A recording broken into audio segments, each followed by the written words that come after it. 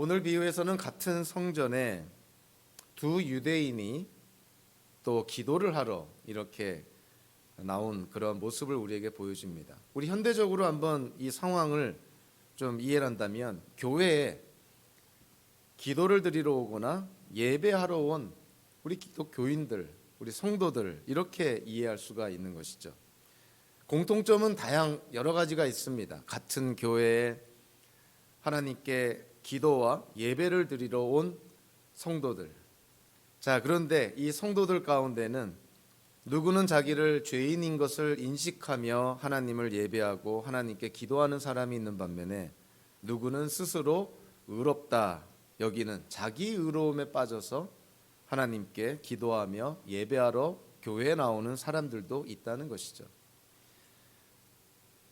같은 장소에서 같은 목적으로 모였지만 그들 스스로 하나님과의 관계 속에서 자기를 바라보는 이해가 다른 것입니다.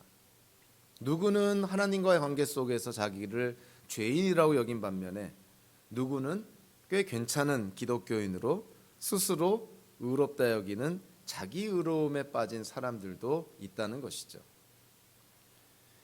오늘 본문에서 성전에서 기도하러 두 명의 유대인이 나옵니다.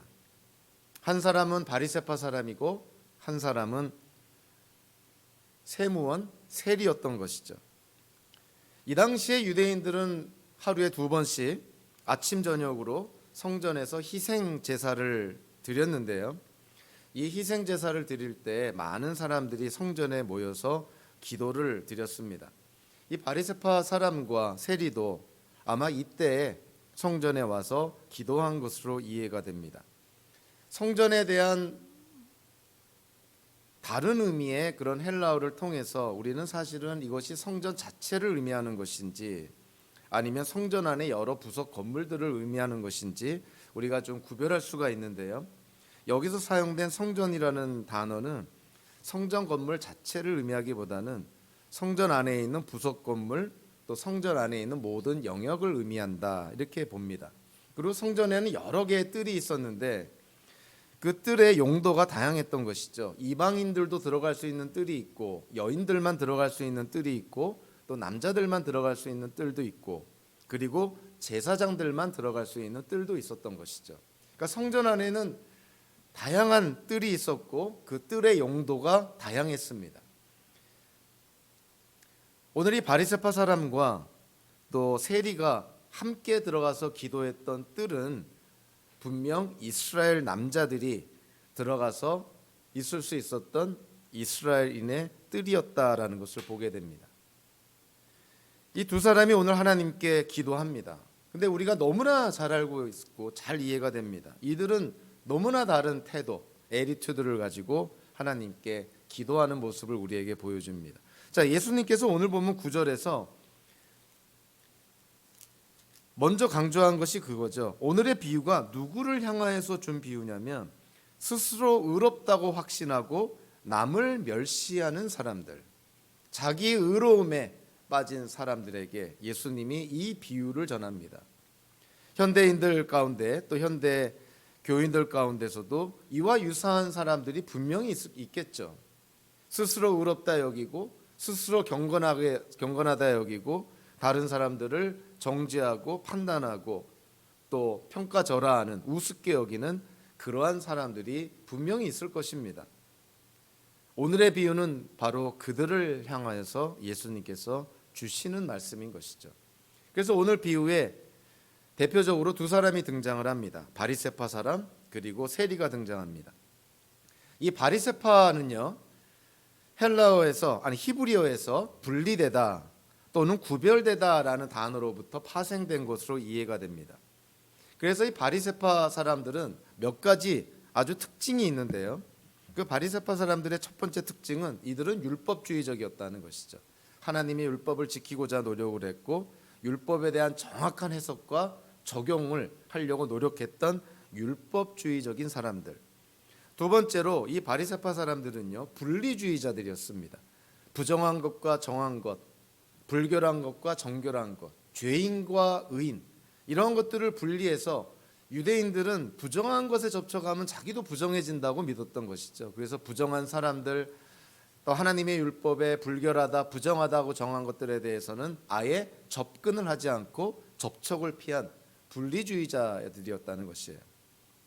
바리새파의 또 다른 특징은요, 이들은 하나님의 율법뿐만이 아니라 그 율법을 좀 더 잘 지키기 위해서 이들 스스로 만들어낸 일단의 전승을 굉장히 엄격하게 고수하는 사람들이었습니다.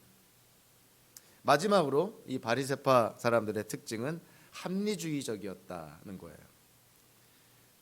어떤 교리적인 진전에 필요하다 싶으면 이들은 스스로를 개방해서 그와 같은 것들을 받아들이고 또 이해하려고 했던 어떤 합리주의적인 특징이 있습니다. 이 당시에 바리새파 사람들의 이러한 특징들을 생각해 봤을 때 유대교 역사가인 요세푸스라는 사람은요, 이 당시에 바리새파 사람들이 약 6천 명 정도 있었다 그럽니다. 사두개파는 제사장을 중심으로 이루어졌다고 한다면 바리새파는 랍비들, 즉 율법 교사들을 중심으로 해서 이루어진 것이죠. 그래서 바리새파 사람들은 정치적인 영향력보다는 종교적인 영향력이 일반 백성들, 일반 서민들한테 굉장히 컸던 그런 집단인 것을 우리가 알 수가 있습니다. 자, 오늘 등장하는 이 바리새파 사람, 자, 오늘 비유에 나오는 이 바리새파 사람, 이 한 사람 때문에 바리새파 모든 사람들에 대해서 우리가 일반화하거나 정말 도매급으로 싸잡아서 그들 모두를 정죄하는 것은 옳지가 않습니다. 바리새인들 중에서도 경건한, 정말 하나님을 두려워하는 그러한 바리새인들도 있었고요. 우리가 잘 아는 나중에 사도 바울이 된 그 사울이라는 청년도 물론 방향이 잘못됐지만 경건함을 추구했던 그런 바리새인인 것을 알 수가 있는데, 자, 여기에 나오는 바리새파 사람, 자, 이 사람은요, 기도할 때 어떠한 태도를 갖고 있다고 나오냐면 두 가지를 언급을 합니다. 이 바리새파 사람의 기도의 내용은 두 가지 특징이 있는데, 첫째는 부정적인 표현으로 점철이 됩니다. 자기는 남의 것을 빼앗은 적도 없고 불의를 행한 자도 아니고 간음한 자도 아니고 저 죄인 같은 세리와도 같지 않다. 다 부정적으로 얘기하는 것이죠. 무엇을 하지 않았다.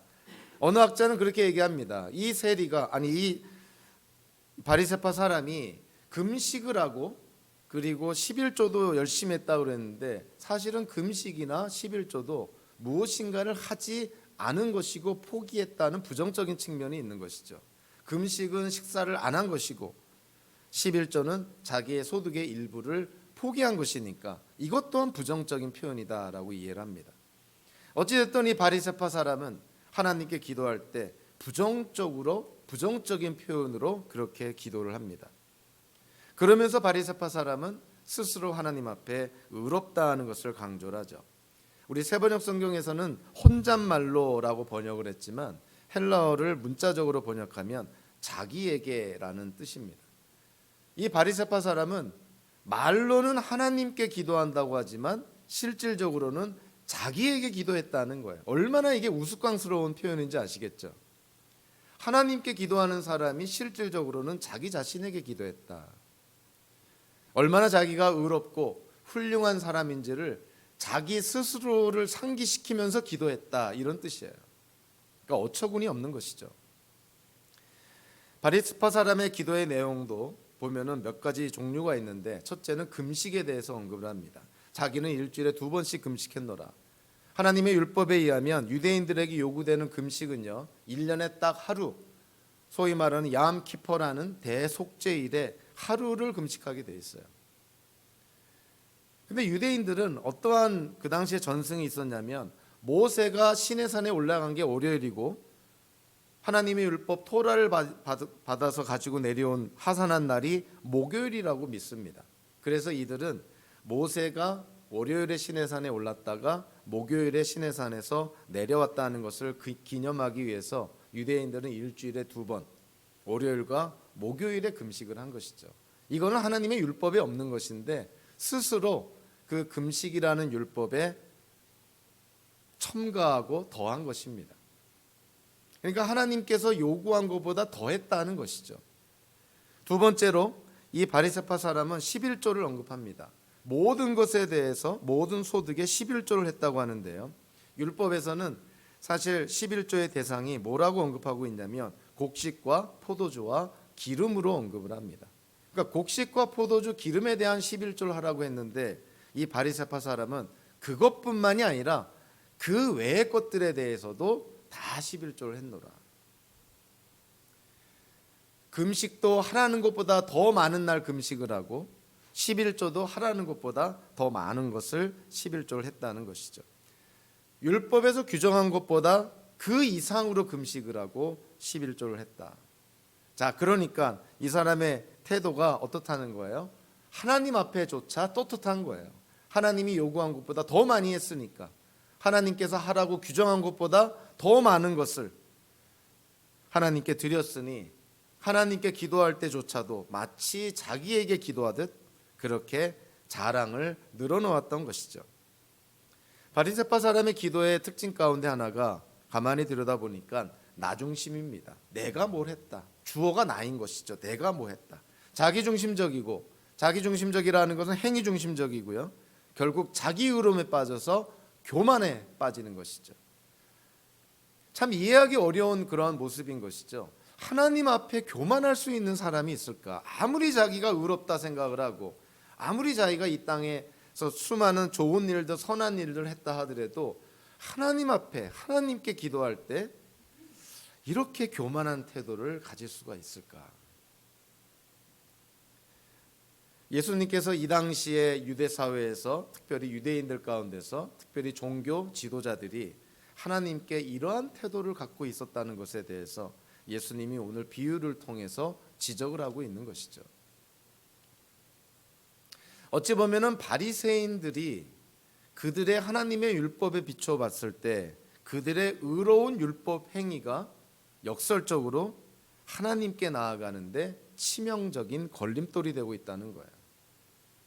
이게 참 어처구니 없는 일인데, 하나님께 좋은 일, 하나님께 순종한 일, 하나님의 율법대로 살아간 그들의 율법의 행위가, 그들이 의롭다고 생각하는 율법의 행위가 오히려 하나님께 나아가는데 걸림돌이 되고 있다.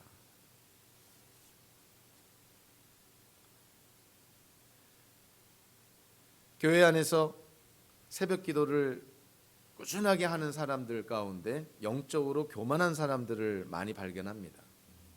그것도 참 이해가 안 되는 것이죠. 근데 실제로 그렇다는 거예요. 그들의 새벽에 나와서 하나님께 기도하는 그 행위가 하나님이 얼마나 기뻐하시고 또 하나님의 나라를 위해서 얼마나 쓰임받을 수 있을까. 그런데 정작 그렇게 기도하는 사람들은 영적으로 교만에 빠지기가 너무나 쉽다는 것이죠. 나는 이른 아침부터 나와서 기도하는데 왜 저들은 기도하지 않을까? 스스로 우월하다 생각하고 스스로 다른 사람들과 비교했을 때 자기가 하나님 앞에 의롭다 생각하는 것이죠. 자, 그렇기 때문에 새벽 기도라는 정말 하나님께서 기뻐하시는 그러한 행위가 오히려 그 사람이 하나님께 나아가는 데에 치명적인 걸림돌이 되고 있다는 것이죠. 사람들로 하여금 하나님께 나아가는데 걸림돌이 되는 것들이요, 의외로 종교적인 것들이 굉장히 많습니다.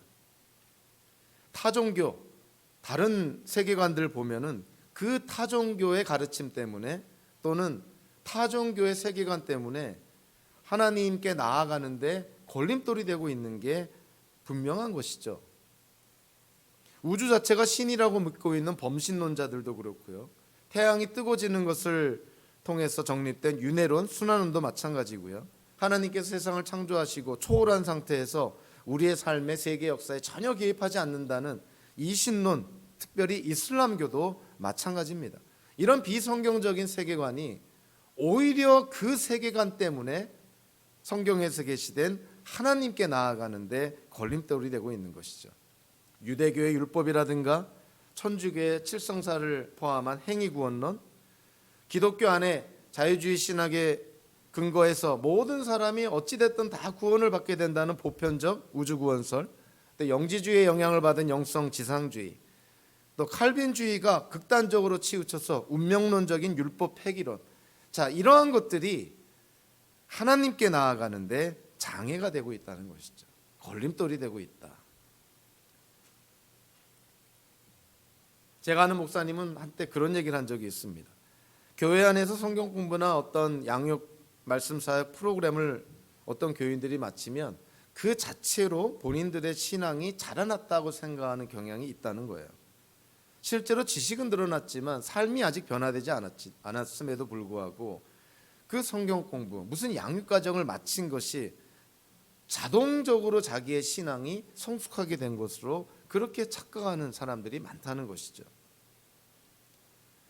어떤 목사님의 책에 보니까 그분은 한국에서 그래도 좀 규모 있는 교회에서 담임 목사님인데, 한국에 있는 기독교인들 가운데는 큰 교회, 규모가 있는 교회에 다니는 것만으로도 자기의 믿음이 크다고 생각하는 기독교인들이 꽤 있다는 거예요. 내가 이 큰 교회를 다니니까 내 믿음도 크다고 생각한다는 것이죠. 어처구니가 없는 것이죠. 정말 그럴까? 한국에서 목회하는 목사님이 그런 얘기를 하니 정말 믿을 수밖에 없는데 믿겨지지가 않죠. 어떻게 그런 생각까지 할 수 있을까? 그래서 우리 자신도 좀 돌아볼 필요가 있는 것이죠. 우리가 습득한 성경 지식이 혹여라도 하나님께 나아가는데 걸림돌이 되고 있는 것은 아닌가? 내 삶 속에서 내가 행한 작은 의롭다고 한 선한 행위가 혹시 하나님께 나아가는데 걸림돌이 되고 있는 것은 아닌가? 건강을 위해서도 막힌 혈관은 뚫어야 되고요, 원활한 교통을 위해서도 병목 현상은 해결돼야 되는 것처럼 우리가 하나님께 나아가는데 걸림돌이 되는 그 무엇인가가 있다면 그거는 반드시 극복하고 이겨나가야 되는 것이죠. 유진 피러스 목사님은 그런 얘기를 했습니다. 자기는 바리새인들을 좋아한다고.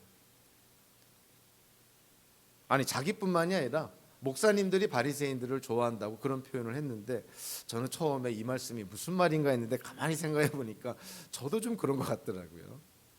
하나님의 말씀을 잘 지키고 예배도 잘 드리고 11조 생활도 잘하고 교회 봉사도 잘하고 어찌 보면은 유대 사회에서 바리새인들인 거예요.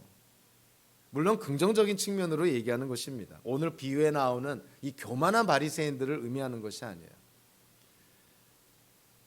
신실하고 성실하고 꾸준하고, 자, 이러한 교인들. 그런데 그러한 교인들이 한 발자국만 경계에서 벗어나면 오늘 비유에 나오는 이 바리새파 사람처럼 될 수 있다는 것이죠. 하나님께 꾸준히 예배드리고 하나님께 신앙생활 잘하고 주변 사람들과 관계를 잘 유지하고 또 특별히 시간 내서 교회 봉사도 많이 하고, 이거 하나님이 기뻐하시는 일인데 여기서 만약에 방향을 잘못 잡거나 아니면 경계를 넘어서면 이 바리새파 사람처럼 얼마나 쉽게 위선과 교만의 죄에 빠질 수 있는지를 그렇게 간접적으로 표현한 것이죠. 그래서 우리가 항상 조심해야 되는 것이죠. 우리가 하나님께 열심을 낼 때, 그리고 뭔가 열매를 맺고 세상적으로 봤을 때 성공을 했을 때 조심해야 되는 것이죠. 이것이 하나님께 나아가는데 걸림돌이 될 수가 있다는 거예요. 자, 그와는 반면에 오늘 세리가 등장을 합니다. 그 당시의 세리, 생각만 해도 유대인들에게는 아주 치를 떨게 만드는 그러한 부류의 사람들이었다는 것이죠. 자, 성경에도요, 세금에 대한 얘기가 많이 나옵니다. 요셉은 이집트인들에게 20%의 세금을 매겼고요, 이스라엘 민족은 성막을 지을 때 최초로 세금을 냈고, 사무엘이 왕을 세우는 것을 반대한 이유도 세금 때문이었습니다. 이스라엘이 남북으로 나눠진 이유도 결국은 세금 때문이었던 것이죠. 예수님 당시 유대인들은 몇 퍼센트의 세금을 냈냐면 약 28%의 세금을 냈다 그럽니다. 28%, 4분의 1이 넘는 것이죠. 우리 수입의 4분의 1 이상을 세금으로 냈다는 것이죠.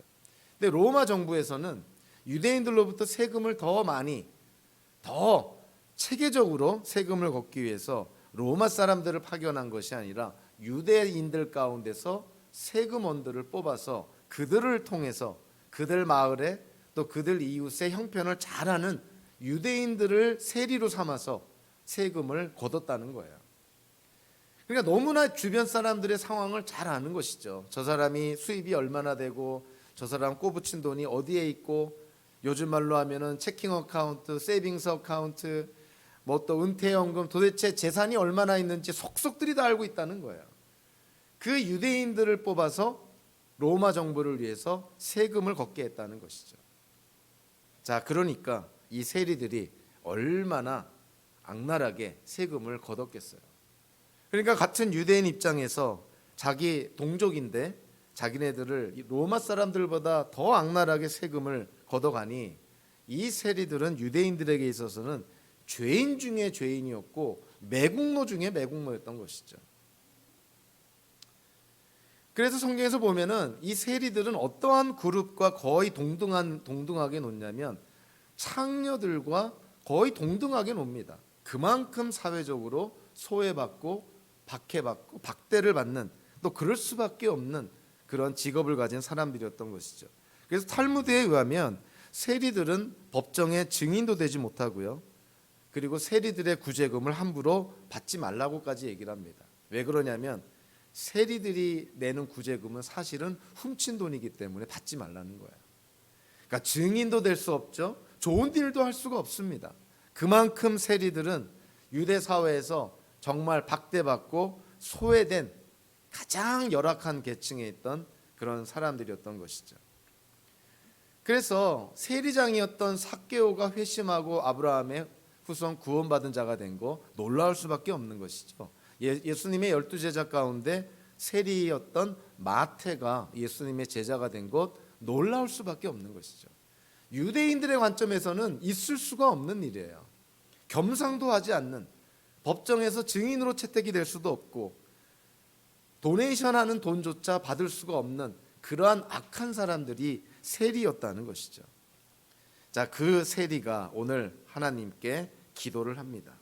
자, 13절에 보니까 멀찍이 서서 하늘을 우러러볼 엄두도 못 내고 가슴을 치며 자비를 베풀어 주십시오 라면서 하나님께 기도를 합니다. 나중에 좀 더 자세하게 언급을 하겠지만 오늘 이 13절에서 자비를 베풀어 주십시오라는 말은 사실은 히브리서 2장 17절에서 신약성에서 딱 두 군데서만 사용된 단어인데요. 예수님이 십자가에서 대속제물로 돌아가신 예수님의 십자가의 죽음과 연관해서 사실은 사용이 됩니다.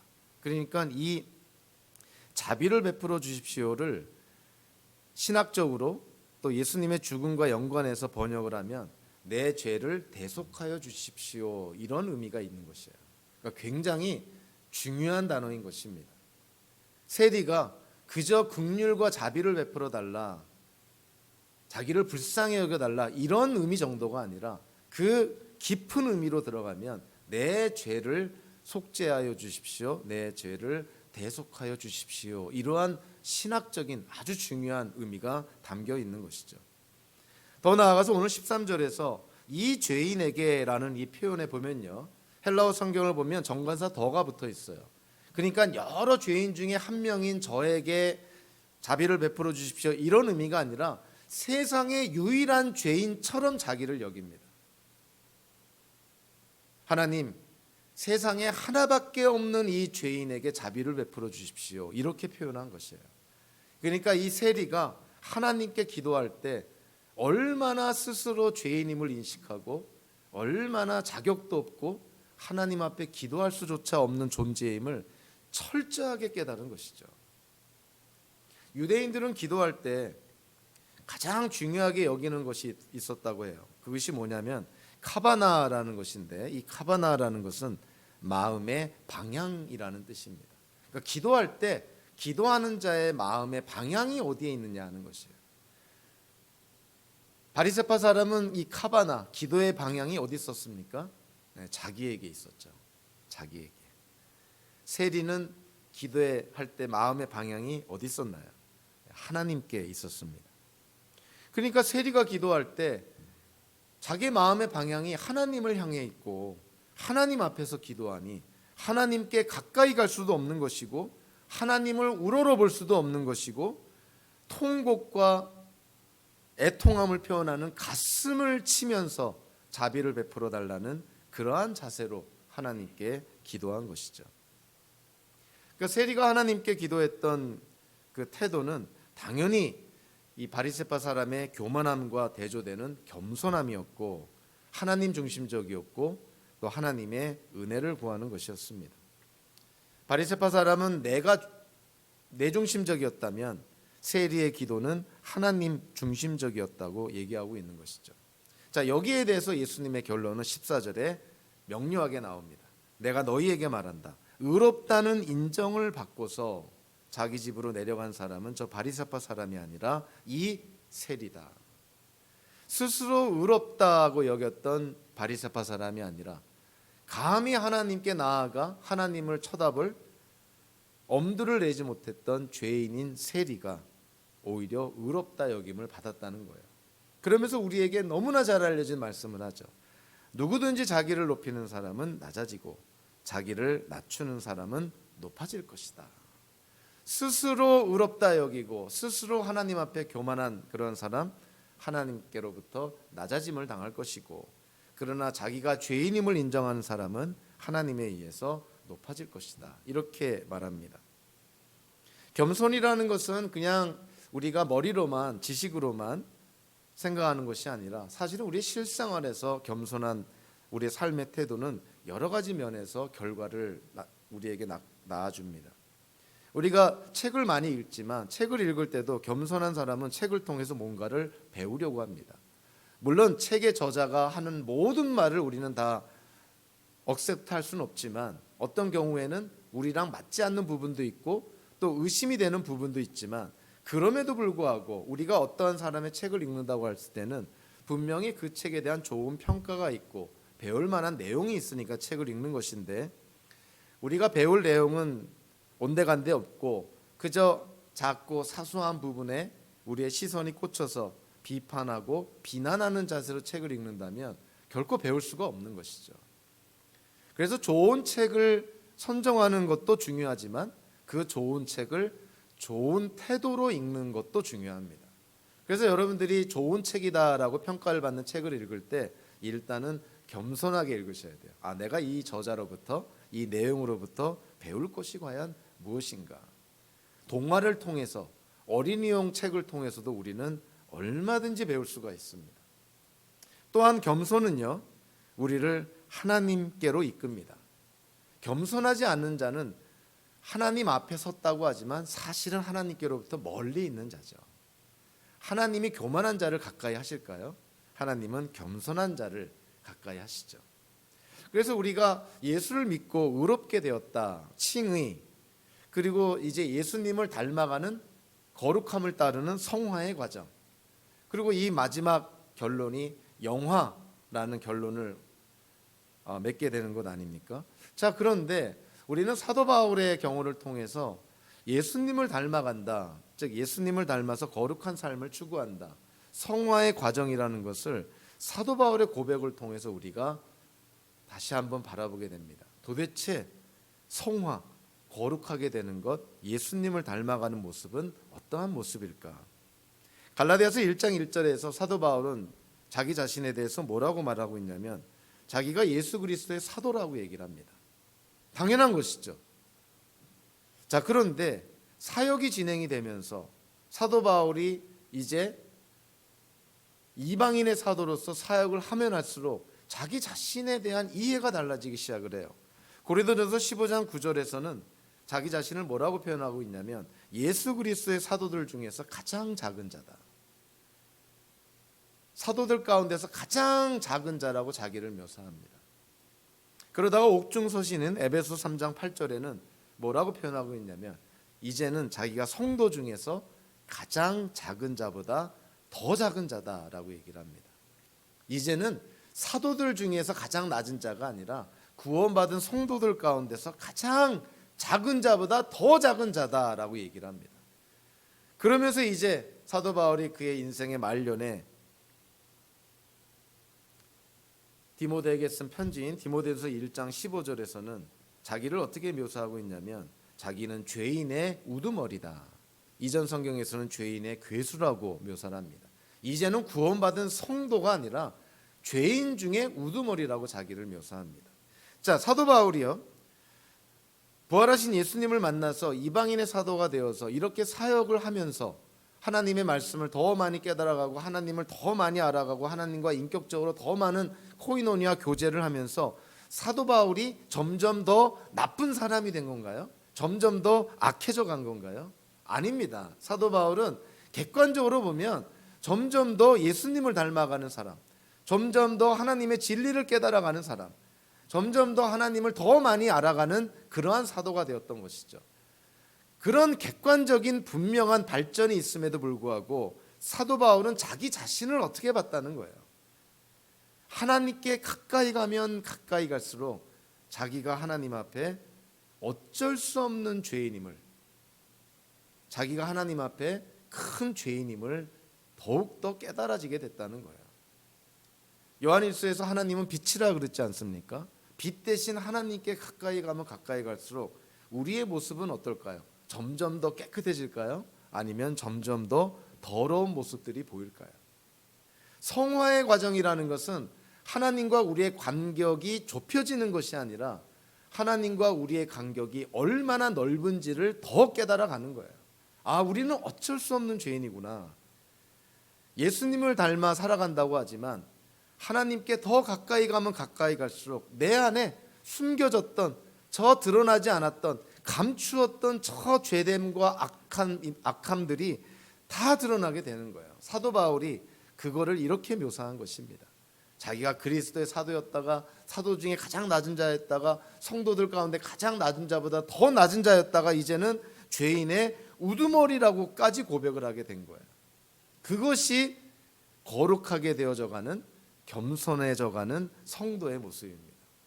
만약에 우리가 신앙생활하면서 또 기독교인으로서 이 땅을 살아가면서 이러한 과정 속에 있다면 우리는 지금 바른 방향으로 나아가고 있는 것이죠. 근데 만약에 이렇지가 않고 점점 하나님과의 관계 속에서 우리 자신을 드러내려 하고 우리의 의로움을 드러내려 하고 다른 사람들과 비교했을 때 우월감에 빠지고 스스로는 영적 교만함을 인정하고 싶진 않지만 누가 보더라도 영적으로 교만해진다면 그것은 신앙생활의 방향이 잘못되어 있는 것이죠. 그래서 그런 게 깨달아진다면 빨리 돌이켜야 되는 것이죠. 우리가 하나님께 하는 어떠한 봉사나 헌신 이러한 것들이 방향이 잘못되면 하나님께 나아가는데 치명적인 걸림돌이 될 수가 있다는 거예요.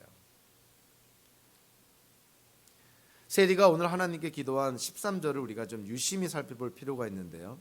13절에 보면 세리가 이렇게 하나님께 고백을 합니다. 아, 하나님, 이 죄인에게 자비를 베풀어 주십시오. 자비를 베풀어 달라. 이렇게 고백을 합니다. 자, 그런데 자비를 베풀어 달라, 긍휼을 베풀어 주십시오, 불쌍히 여겨 주십시오, 다 비슷한 의미잖아요. 누가복음서 18장 38절에 장님이 예수님께 이렇게 소리를 칩니다. 다윗의 자손 예수님, 나를 불쌍히 여겨 주십시오. 장님이 예수님께 불쌍히 여겨 달라는 이 표현과 세리가 하나님께 자비를 베풀어 달라는 이 표현, 우리 번역 성경에 보면 똑같잖아요. 긍휼히 여겨 달라, 자기에게 긍휼과 자비를 베풀어 달라, 이런 의미 아닙니까? 근데 원어적으로 보면 전혀 의미가 다릅니다. 눈먼 사람이 예수님께 긍휼을 불쌍히 여겨 달라는 그 표현은 정말 문자적으로 불쌍히 여기다, 긍휼히 여기다 이런 뜻이에요. 정말 불쌍히 여겨 달라, 나를 동정해 달라, 이런 뜻입니다. 자, 그런데 오늘 본문의 13절에 자비를 베풀어 달라는 것은 그런 불쌍히 여기다 또 긍휼히 여기다 이런 문자적인 의미라기보다는 사실은 나에게 은혜를 베풀어 달라, 내 죄를 대속해 달라라는 의미예요. 그러니까 이 세리가 하나님께 기도할 때 그냥 나를 불쌍히 여겨 주십시오, 나를 동정해 주십시오 이런 것이 아니라 내가 죄인임을 인정하니 내 죄 문제를 해결해 달라고 지금 하나님께 기도하고 있는 것이에요. 자, 그러니까 당연히 14절의 결론이 뭡니까? 누가 의롭다 여김을 받았다는 거예요? 당연히 세리가 의롭다 여김을 받죠.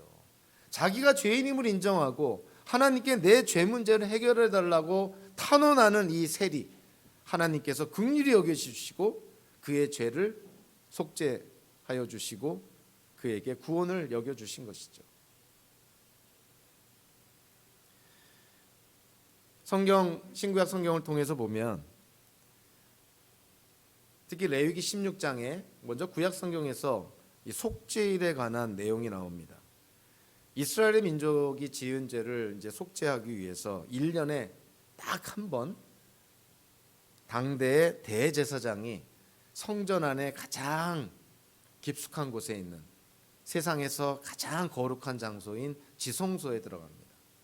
그 지성소에 잘못 들어갔다가는 그냥 죽어 나오기 십상인 것이고요. 대제사장이 지성소에 들어가서 자기 자신의 죄와 이스라엘의 죄를 속죄받기 위해서 하나님 앞에 제물을 드립니다. 자기의 죄를 속죄하기 위해서는 숫소를, 이스라엘 민족의 죄를 속죄하기 위해서는 순염소를 속죄 제물로 바칩니다. 자, 그런데 숫소와 순염소를 속죄 제물로 바칠 때, 자, 어떻게 하냐면 그 속죄 제물에다가 손을 얹어서 자기의 죄를 그 속죄 제물에게 전가시키는 것이죠. 순염소는 상징적으로 이스라엘의 죄가 순염소에 다 전가가 이동이 되었다는 거예요. 그래서 그 속죄 제물을 죽여서 그 동물의 피를 지성소 안에 있는 법궤의 위와 앞에 뿌립니다. 그 지성소를 덮고 있는 그 덮개, 그 커버를 어려운 말로 시은좌라고 그러죠. 영어로는 mercy seat라고 표현합니다. 그러니까 하나님의 진노를 속죄 제물의 피로 사실은 감추는 거예요. 하나님의 진노를 막는 거예요. 그래서 오늘 본문에서 자비를 베풀어 달라라고 번역된 이 헬라어가 하나님의 진노를 피한다, 우리의 죄를 대속한다, 이러한 다양한 의미가 있습니다. 그러니까 이 지성소에서 대제사장이 속죄 제물을 죽여 피를 그 법궤 위에 시은자 위에 뿌림으로 말미암아 자기의 죄와 이스라엘 백성의 죄를 속죄하는 그런 행동뿐만이 아니라 하나님의 진노를 위로하고 막는 그 역할도 하고 있다는 것이죠. 세리가 하나님께 기도할 때 그렇게 기도한 것입니다. 하나님, 하나님의 진노를 누그러뜨려 주시고 저의 죄를 대속해 주십시오. 저의 죄를 속죄하여 주십시오. 저의 죄 문제를 해결하여 주십시오. 이렇게 세리가 기도한 것이에요. 그러니까 예수님께서 이 비유를 통해서 이 말씀을 할 때 듣는 사람은 그냥 언뜻 들으면 긍휼과 자비를 구하는 것처럼 여겨지지만 그 속내용으로 들어가면은 굉장히 신학적이고 굉장히 중요한 교리적인 의미가 있는 것이죠. 하나님의 진노를 멈춰 주십시오. 대신에 죄 문제를 해결하여 주십시오. 이렇게 기도한 것이에요. 우리는 성경을 통해서 여러 번의 전가에 대한 이야기가 나옵니다. 이 전가라는 것은 이동을 의미한다고 그랬잖아요. 아담의 죄가 그의 후손들에게 전가가 됩니다. 이스라엘의 백성들이 그들의 죄를 속죄받기 위해서 속죄 제물을 하나님께 드릴 때 이스라엘의 백성의 죄가 속죄 제물에게 전가가 되는 것이죠. 십자가상에서 예수님의 죽음은 이중 전가가 일어났다 그랬습니다. 하나님의 택한 백성의 죄가 예수님께 전가가 되고 대신 예수님의 의로움이 우리에게 전가가 되었다. 결국 하나님의 택한 백성들, 하나님께서 택한 자녀들의 죄는 하나님께서 택한 제물에게 다 전가가 됩니다. 구약에서는 속죄 제물로, 신약에서는 예수님께. 대신에 예수 그리스도의 죽음은 우리에게 하나님의 의로움, 예수님의 의로움이 전가가 되는 통로가 되었던 것이죠. 오늘 본문에서 이 세리가 누린 것이 바로 그것입니다. 하나님께 자비와 긍휼을 구했지만 사실은 하나님의 진노를 멈추게 해달라는 요청이었고 자기의 죄를 대속해달라는 요청이었던 것이죠. 그래서 예수님께서 이 비유를 말씀하시면서 간접적으로 얘기를 하신 것이죠. 예수 그리스도를 믿는 자들에게는 그들의 죄가 예수님께로 전가가 되고 예수님의 의로움이 그들에게 전가가 돼서 그들은 더 이상 죄인이 아니라 예수님의 의로움을 힘입어서 하나님 앞에 의롭다 여김을 받는다는 것이에요. 그래서 14절에서 의롭다 여김을 받고 자기 마을로 내려간 사람이 바리새파 사람이 아니라 세리라고 얘기하는 것입니다. 스스로를 높이는 사람은 하나님 앞에서 낮아질 것이고 스스로를 낮추는 사람은 하나님 앞에서 높아질 것이다. 저와 여러분들이 오늘 이 바리새파 사람과 세리의 비유를 보면서, 기도의 비유를 보면서 단순히 우리가 기도를 어떻게 해야 된다는 정도의 이 메시지가 있는 것이 아니라 하나님과 우리와의 관계가 지금 어디에 있는가를 보고 있는 것이죠. 하나님 앞에 내가 의롭다 여기면 그 자체가 하나님께로부터 멀리 있는 것입니다. 하나님 앞에 내가 죄인임을 인식하고 사도 바울의 고백처럼 시간이 흐르면 흐를수록, 하나님을 알아가면 알아갈수록 내가 하나님 앞에 죄인일 수밖에 없음을 고백하는 자리에 있다면 사실은 그 자리가 하나님의 은혜를 누리는 자리인 것이죠. 그래서 저와 여러분들이 이 당시에 이 유대인 두 사람이 성전에 기도하러 나온 것처럼, 그러나 두 사람의 자기에 대한 인식, 하나님과의 관계가 전혀 달랐던 것처럼, 현대에도 교회에 하나님을 예배하러 나오는 사람들은 전혀 다른 자기 인식과 전혀 다른 하나님과의 관계 속에서 나올 수가 있습니다.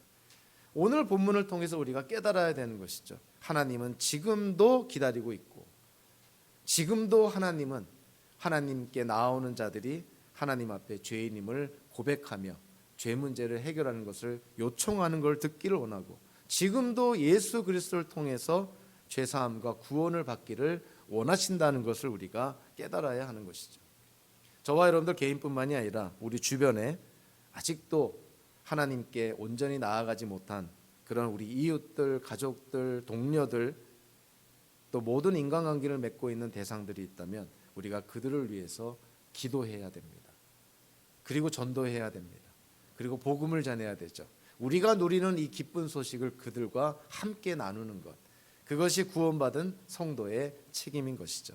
저와 여러분들 오늘의 본문의 말씀을 통해서 우리가 다름 아닌 의롭다 여김을 받은 세리 같은 존재라는 것을 우리가 꼭 기억을 하면서 우리의 일상과 매일매일의 삶이 하나님 앞에, 또 이웃 앞에, 세상 앞에 항상 겸손한 삶을 살아가는 성도의 삶이 되시기를 주님의 이름으로 축원합니다. 기도하겠습니다. 하나님